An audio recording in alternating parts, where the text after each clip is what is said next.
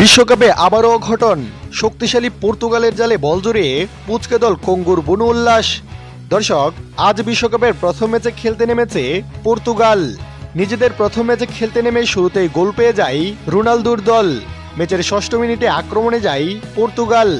বাম দিক থেকে পেদ্রু নিখুঁত একটি ক্রস কঙ্গোর ডিবক্সে ভাসিয়ে দেন, আর অবিশ্বাস্যভাবে মাঝখানে উড়ে এসে জোয়াও নেভস লুপিং হেডে বল জালে জড়িয়ে দেন। বল গোলপোস্টের উপরে ডান কোণে গিয়ে সরাসরি ঢুকে পড়ে। এরপর অবশ্য অনেকটা সময় কেটে যায়, তবে প্রথমার্ধের যোগ করার সময় গিয়ে দুর্দান্ত কামব্যাক করে ডিআর কঙ্গো। প্রথমার্ধের ৪৫ মিনিট পার হওয়ার পর যোগ করার সময়ের চতুর্থ মিনিটে গিয়ে এই অভাবনীয় কাণ্ডটি ঘটে। কঙ্গোর ফুটবলাররা প্রথমে একটি কর্নার শট ছোট পাসে খেলেন এবং পরবর্তীতে সতীর্থ আর্তার মাসুয়াকু অত্যন্ত নিখুঁত ও দ্রুত গতিতে বলটি ডি বক্সের ভেতরে বাসিয়ে দেন।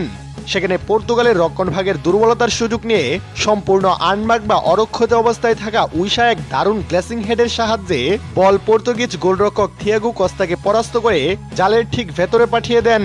এতেই উল্লাসে মেতে ওঠে কঙ্গো শিবির। গোল করে অবিশ্বাস্য উদযাপন করতেও দেখা যায় ফিফা বিশ্বকাপের ৪৬তম